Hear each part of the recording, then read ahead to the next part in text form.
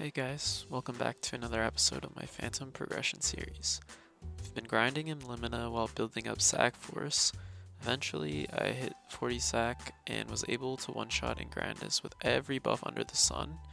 I had been hoarding a decent amount of familiars and at this point was really only hoping for a large drop familiar going into the grind to 275 and beyond.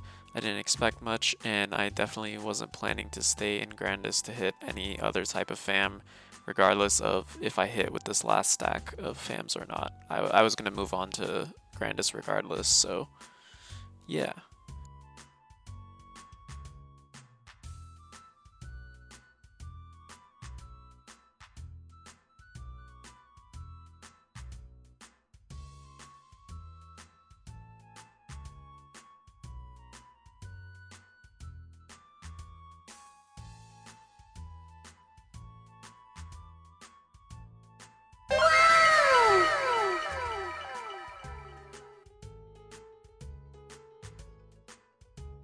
So we got really lucky and managed to get that large drop familiar right before heading to Grandis. I won't lie, it does feel really good to hit this before shelving the familiar grind for that juicy Grandis EXP.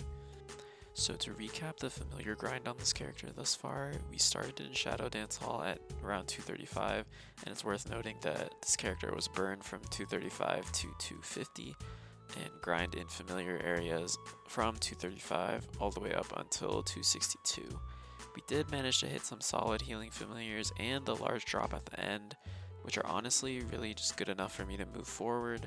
Of course, it sucks that we missed out on a boss fam, but like I said, I don't really care. I'm moving on and I'm more interested in grinding these levels out. Like I mentioned in the previous episode, with my recent Star Force gains, I was able to start contributing in HLOMIEN parties. I got my first armor box drop while doing HLOMIEN with a random party I joined through the Boss Finder UI, and that ended up completing my 5-set arcanes. I honestly wasn't even expecting to clear that run, but we actually didn't even fail a single test. Shout out to those randoms wherever you are. With this damage boost, I wanted to start trying some harder boss solos. I've known I had the damage and stat for Lotus solo for a while now, and I've attempted to duo with my brother a couple times, reaching P3 comfortably. I also was able to reach P3 solo at this point, so I knew a solo was feasible since I was dying out rather than running out of time. This is definitely the first boss in the game that posed a legitimate challenge for me.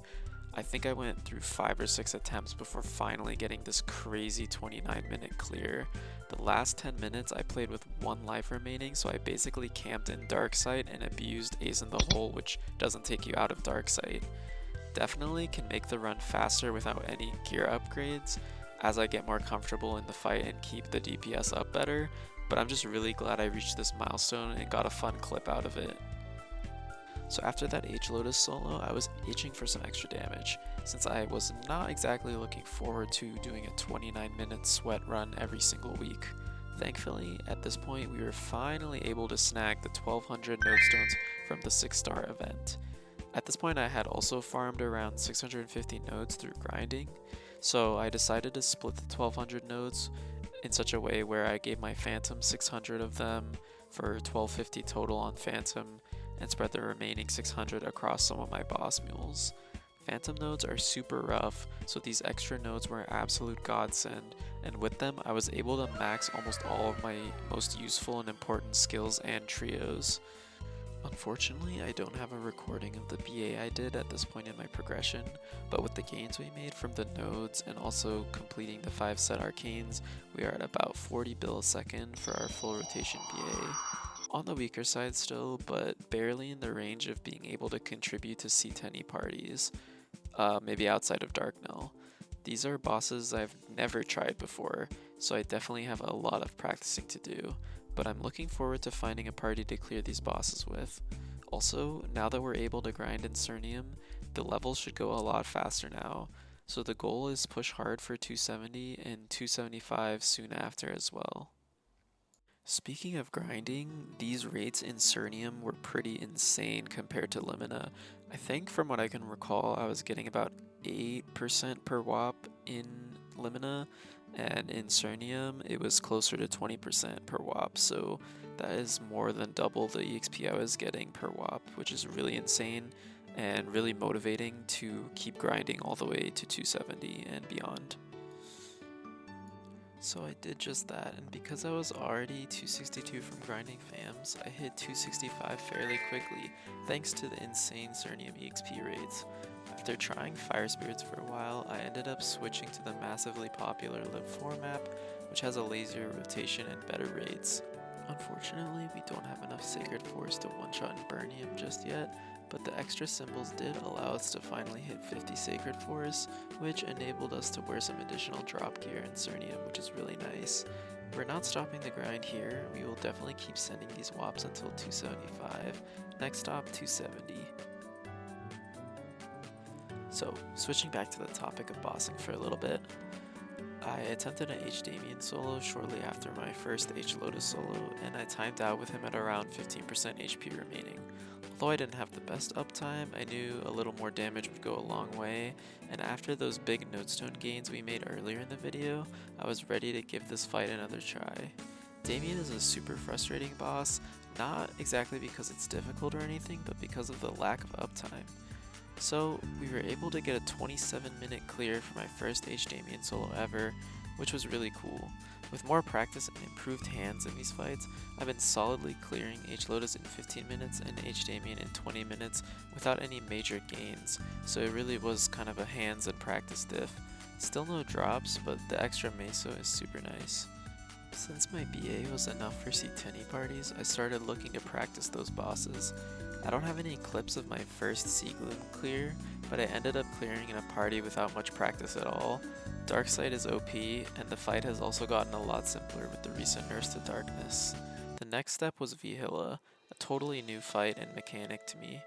I knew clearing Vihilla was important to get a key for Black Mage, so I was determined to learn this boss. It hasn't been easy, and I've definitely still got a long way to go. My friends asked if I wanted to come on a carry with them, and I figured I might as well try even though I didn't feel super comfortable with the fight. I wasn't even sure if I'd be able to do 5%.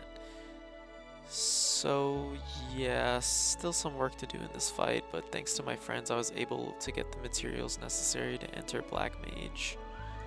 Black Mage is another fight which I have no experience in. My guild was offering practice runs, so I decided to start now.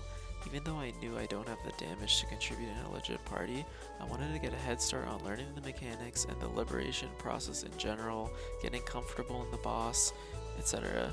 My first couple of runs have been terrible, to put it lightly, but I'm hoping I'll get better with more practice. Phantom has a lot of survivability tools, so it shouldn't be too bad once I get used to the patterns more and recognize when to make use of certain iframes or when to use Hero's Will, and so on. Okay, I'm gonna let the Scuffed Black Mage run play out while I talk about some other stuff. Keep in mind that this was my second Black Mage run ever, so cut me some slack please, thanks. Anyway, I had about 50 bills saved up at this point, and I started realizing that with the amount of farming that I was about to do, it would be good to get some hybrid drop gear, especially since I had enough Sacred Force at this point to do damage to one-shot mobs in Cernium while wearing my drop gear. So I decided to splurge a little bit. I spent about 25 bill, and I ended up with 2 double drop event rings and a double meso horntail earring.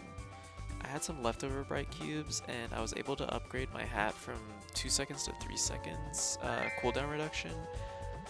It's a minor upgrade, but you know, we'll take what we can get, and hopefully we'll hit the 4-second cooldown next cube sale. So with the new hybrid drop gear, that brought us up to about 280% drop gear while farming, including the percent you gain from popping a WAP, and that has definitely paid dividends. I think I was averaging around 20 nodes per WAP with 200% drop, and now that it's 280, I'm averaging closer to 30. Since we still have a couple of nodes to max on this character, as well as a lot of hungry boss mules, that's a lot of mouths to feed, the extra nodes are very nice for the account. I wanted to close out this video by talking a little bit about future plans and what you might expect in the next episode. So since there are no major Star Force or Cube events on the near horizon, I'm planning to save for the next big event, hopefully accruing a decent amount of spares at the same time. The main goal remains the same, pushing to 270 and eventually 275 while continuing to practice some of these new bosses, especially Vihela and Black Mage, and maybe we'll give H Darknell a try as well. I'm also slowly working on Legion kind of passively. If we do end up getting Night Troop, I'll likely make the hard push to 8k Legion at that point. I'm currently sitting at around 7k. By the way, I stream a lot of this content on Twitch. Make sure to follow so you don't miss it. That's it for this episode. If you enjoyed the video, please consider subscribing. I'd really appreciate the support. See you guys in the next one.